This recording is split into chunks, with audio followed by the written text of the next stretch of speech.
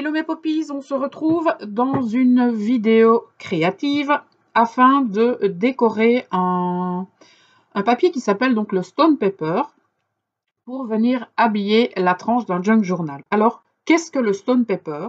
C'est tout simplement du papier qui est constitué de fibres et ces fibres sont super résistantes, ça veut dire qu'on ne sait pas directement couper le papier avec les mains. Il faut impérativement le massicot ou les ciseaux pour pouvoir le mettre aux bonnes mesures de votre projet. Et ce papier pourra être tout simplement percé, coupé, cousu, découpé, décoré avec du papier, habillé avec de la peinture acrylique. Lorsqu'il est totalement décoré, il peut carrément passer à la machine à lessiver. Alors, ce Stone Paper, il est super intéressant à travailler parce que vous allez pouvoir utiliser vos encres, vous allez pouvoir utiliser des infusions, vous allez pouvoir utiliser donc tous les types de colorisation possibles et c'est ça qui est vraiment intéressant à travailler. Donc, ce papier fait 300 grammes. Donc, voilà comment il se présente. Donc, celui-ci, il est en A4. Et donc, j'ai décidé aujourd'hui de le travailler tout simplement avec des encres en spray et des infusions. D'accord? Donc, j'ai préparé une encre, donc celle-ci, c'est la couleur turquoise de chez Stamperia. J'en ai préparé quelques-unes, donc c'est de l'encre en spray qui vient de chez FDeco. On a de l'Aquaspray, on a ici du Magic Mint, on a du Blue Ice, on a du Dove Colored. Et j'ai préparé aussi au niveau des infusions le Violet Storms et le Slate Blue. Donc comme vous l'avez compris, on va travailler dans les gammes de bleu. Alors, je ne sais pas clairement ce que ça va donner parce qu'au niveau du Stone Paper, je n'ai pas encore testé le travail avec ces différentes couleurs. Je pense qu'on va tout simplement y aller et voir ce que ça donne. Donc j'ai d'abord envie de tester celle-ci pour voir ce que ça rend au niveau de la colo. Donc, on va y aller délicatement pour commencer. Voilà. Bon, quand vous travaillez ce type de projet, il est intéressant d'avoir une planche en verre. Comme ça, vous pouvez tout simplement directement nettoyer votre support. Un petit coup de lingette humide. Un petit coup de chiffon sec. Et on est reparti. Donc, ce que je vais faire, en tout cas au niveau de cette couleur, je ne sais pas si ça rendra bien au niveau de la caméra. Non, forcément, ça va être compliqué à vous montrer, mais on a déjà des reflets qui sont très intéressants. Alors, ce qu'on va faire, on va partir aussi sur un bleu un petit peu plus soutenu. Et si on doit rajouter différentes nuances par la suite, eh bien, on le fera. Voilà. Ce que je ferai très certainement par la suite, c'est couper la caméra le temps de sécher tout ça pour ne pas vous casser les oreilles.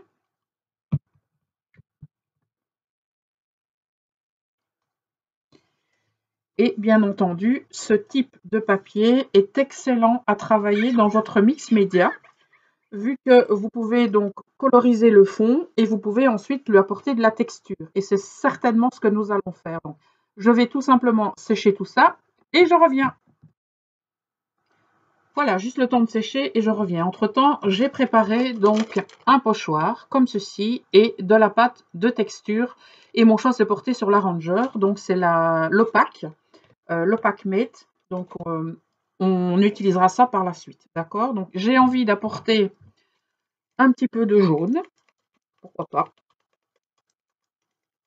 Je pense qu'au niveau des couleurs, vous pouvez y aller franchement, c'est-à-dire vous y allez selon vos envies et selon le résultat, d'accord? Donc forcément, on a parfois des... Voilà, wow, doucement. Ce jaune est splendide. Mais seulement, j'en ai mis partout.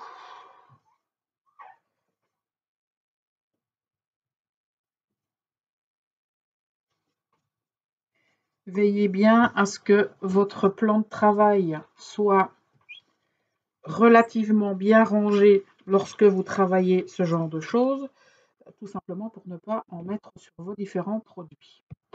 Alors, pour le moment, j'aime beaucoup ce que je vois. Je vais rajouter un peu ici, c'est de l'encre qui représente quelque chose, un rendu un peu plus crayeux.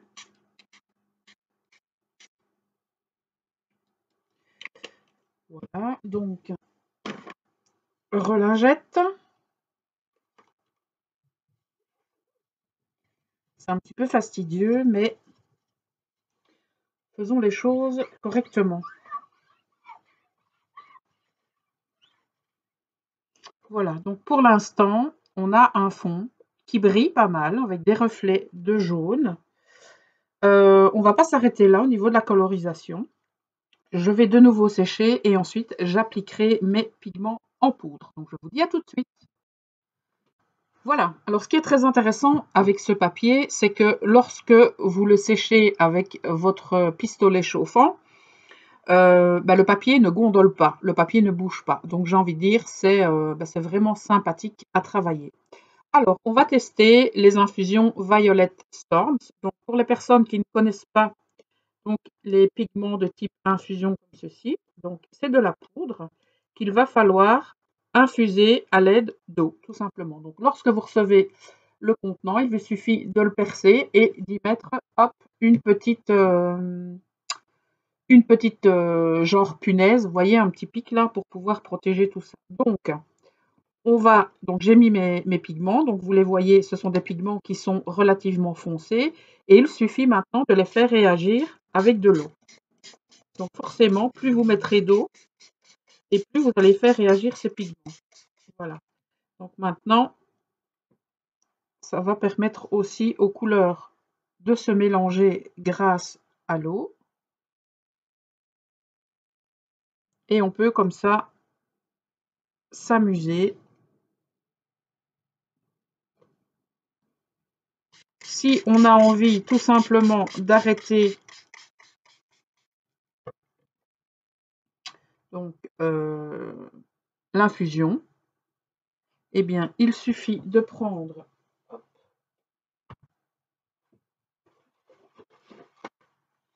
on n'est pas obligé de prendre le heat gun, on prend du sopalin et hop, on passe dessus comme ça va directement arrêter.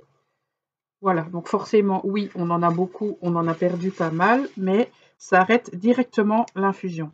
Et alors, ce qui est intéressant, c'est qu'on a travaillé avec de l'eau. Donc, généralement, quand vous travaillez avec de l'eau, vos papiers, ils sont directement, on va dire, gorgés d'eau. Ils sont super lourds. Donc, ici, on sent effectivement que le papier a pris du poids, mais il ne gondole pas, il ne bouge pas. Donc, sincèrement, c'est vraiment très, très, très sympathique à travailler. En tout cas, moi, j'aime beaucoup, beaucoup, beaucoup. Alors, pour l'instant, on arrive à un résultat qui est comme ceci. Donc, ce n'est pas terminé. On va encore travailler ce papier de différentes manières pour arriver à quelque chose de relativement travaillé. Parce que pour habiller la tranche, on va dire, d'un junk journal, moi, j'aime bien y apporter pas mal de choses. Alors, ce que j'ai l'intention de faire maintenant, c'est de rajouter quelques gouttes, donc des gouttes qui sont beaucoup plus foncées.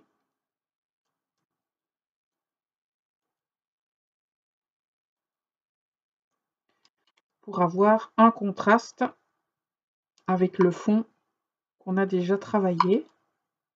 Donc, soit vous utilisez directement vos sprays que vous avez, ou vous pouvez prendre de la peinture acrylique que vous diluez avec de l'eau et vous prenez un pinceau ou une brosse à dents et alors vous faites des petites gouttes comme ça sur votre page. En tout cas, moi, j'aime beaucoup le contraste, j'aime beaucoup l'effet que ça donne. Donc, voilà où on en est pour le moment. D'accord? Donc, ce que je vais faire, je vais sécher tout ça pour pouvoir ensuite passer à la pâte de texture. Donc, je vous dis à tout de suite. Voilà, on va passer maintenant à la texture. Donc, je vais prendre ce pochoir. J'ai oublié de reboucher ça tout à l'heure. Alors, donc je vais prendre, voilà, je sais pas comment on peut l'appeler, mon couteau, et je vais apposer. Donc je vais pas y aller comme ça, comme ça. Je vais en mettre un petit peu partout, parce que comme ça va aller sur une tranche, ben, j'ai envie de dire, on peut y aller, quoi. Plutôt comme ça. Alors au niveau des pâtes de texture, vous pouvez en trouver de toutes sortes sur pas mal de boutiques de loisirs créatifs, parce qu'on demande très souvent, tiens, où est-ce que tu achètes ta pâte de texture? Ben, vous pouvez la trouver très très facilement sur différents sites. Alors concernant le Stone Paper, ben, vous pouvez en trouver sur la boutique de Valérie, donc la boutique Scrap Influence. Et c'est disponible en plusieurs tailles. Donc voilà pour ce côté-là. Et là, qu'est-ce que je fais? Je continue comme ça? Ouais, je vais continuer comme ça. Donc vous le repositionnez. Et c'est reparti. En tout cas, celle-ci est très agréable à travailler. Je ne sais pas si vous la connaissez.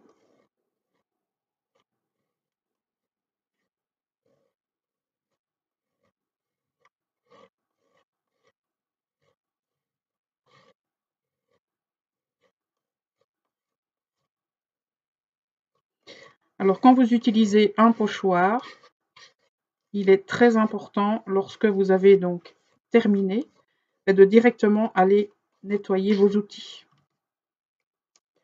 Voilà. Eh bien, je vais appliquer à la lettre ce que je viens de vous dire. Je vais nettoyer tout ça. Je sèche et je reviens. Alors, on arrive à un résultat comme ceci. Donc, où on a effectivement notre fond qui était travaillé avec des encres en spray ainsi que des infusions. Et par-dessus, on a mis donc de la texture grâce à de la pâte à texture et un pochoir. Donc pour l'instant, voilà ce que ça donne.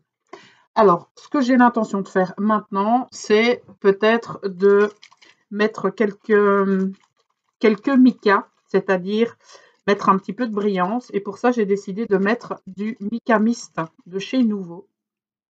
Et je vais en mettre bien évidemment par-dessus la texture que je viens d'apposer et que je viens de sécher.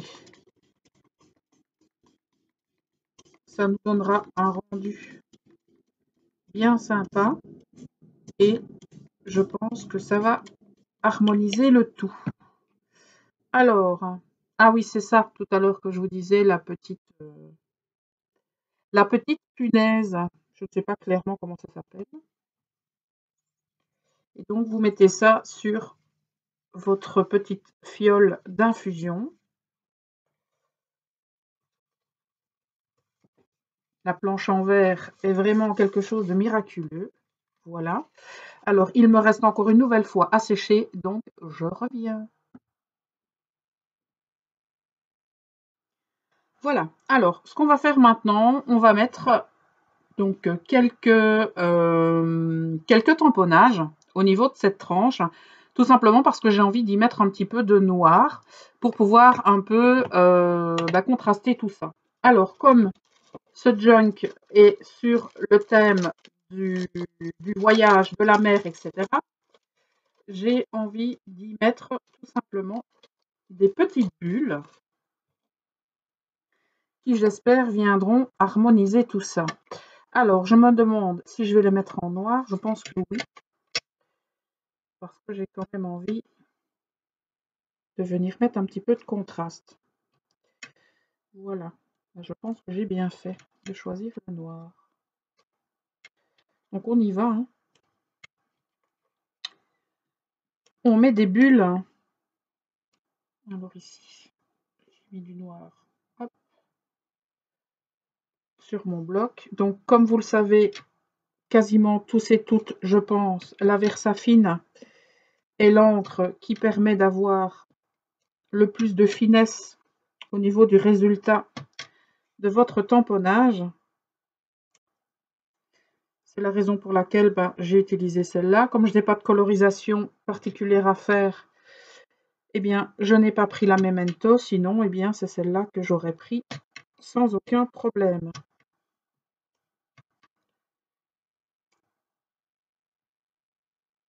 Voilà. Alors, ce que je vais faire aussi maintenant, c'est... Oh, là, tu pas que j'ai perdu mon tampon. Voilà. Alors, petite chose également, on n'oublie pas de nettoyer son tampon avant de le remettre à place. C'est super important. Voilà. Alors, donc là, on a effectivement un léger contraste qui est venu s'installer. Et donc, j'ai envie aussi, donc j'essaie, si je bouge mon papier, c'est pour essayer de vous montrer les différents micas et donc la brillance qui s'installe tout doucement sur le papier. C'est sûr que c'est pas évident à vous montrer comme ça au niveau de la caméra, surtout qu'on est aujourd'hui, la luminosité est assez catastrophique, mais j'essaye de vous montrer un maximum ce que ça rend. Voilà. Donc ce que je vais faire maintenant, je vais contraster également au niveau de la pâte de texture. Donc je vais tout simplement prendre un feutre et accentuer un petit peu tout ça. Donc, qu'est-ce que je vais prendre? Ouais, je vais prendre un Sharpie et je vais tout simplement à certains endroits donc marquer l'angle du motif que j'ai réalisé tout à l'heure avec mon pochoir.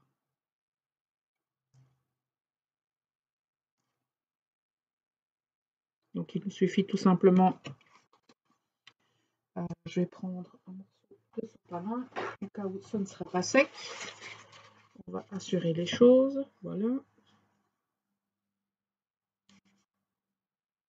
Et vous y allez tant que le résultat vous convient. Et quand ça vous convient, tout simplement, voilà, vous en restez là. C'est pour mettre un petit peu de contraste.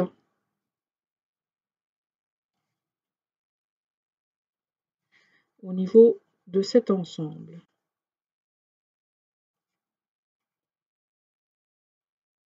Vous pouvez également utiliser les feutres Sakura qui vous donneront, je pense, un superbe rendu. Je vais voir si je les ai là à disposition. Alors, normalement oui.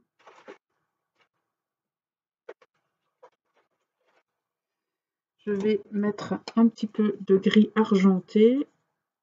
Voilà. Et on y va.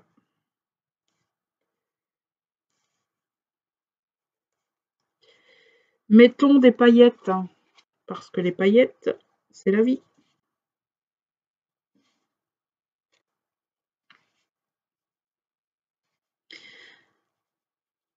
Alors, comme je vous l'ai dit tout à l'heure, vous pourrez retrouver donc ce Stone Pepper sur la boutique Scrap Influence. Vous aurez bien sûr le lien en barre d'infos.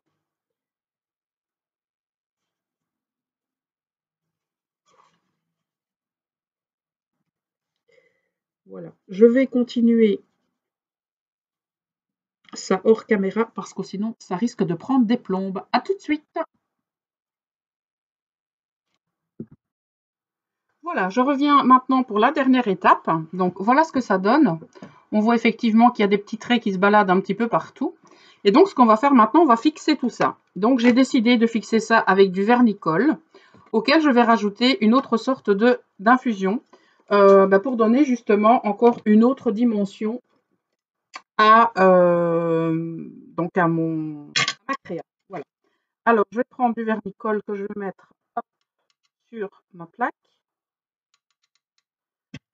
Et je vais venir donc lui rajouter des infusions parce que oui, ça va pouvoir infuser dans le vernis également. Alors, je ne vais pas en mettre trop. On va mélanger tout ça.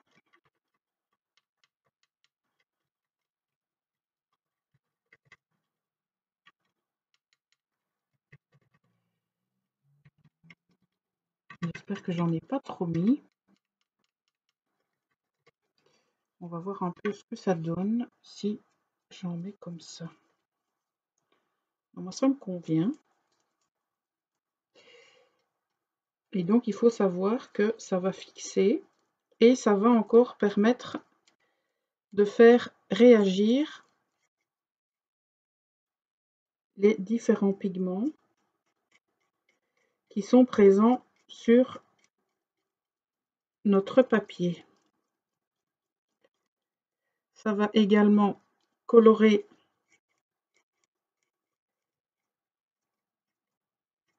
notre pâte de structure et on va comme ça harmoniser le tout. Alors si maintenant vous trouvez, lorsque vous avez mis vos infusions, que c'est beaucoup trop prononcé, il suffit tout simplement soit de rajouter du vernicole ou alors de refaire un autre mélange sur le côté.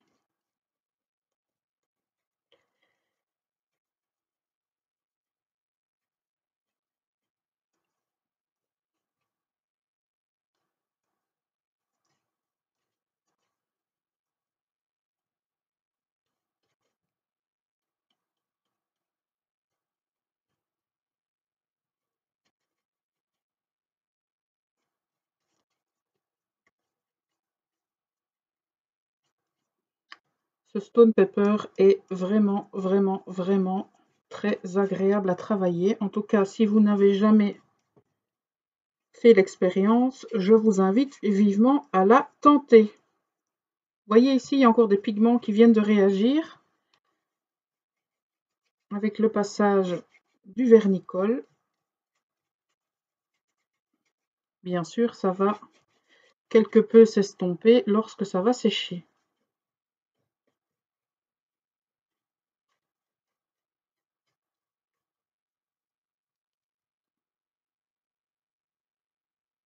On vérifie aussi qu'on n'a pas trop de coups de pinceau.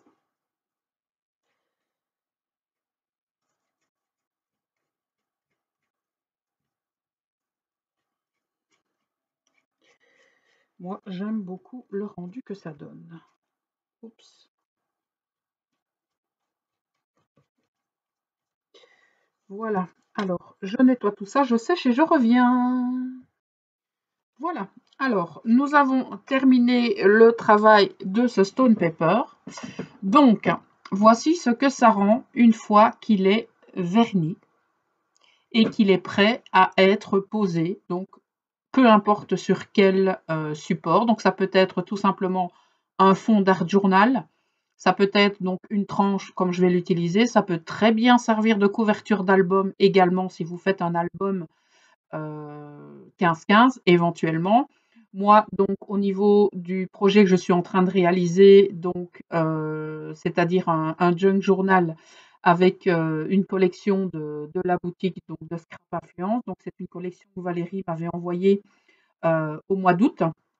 Donc, je suis effectivement extrêmement en retard pour vous proposer ces projets, mais ma santé ne m'a pas permis de vous les présenter plus tôt.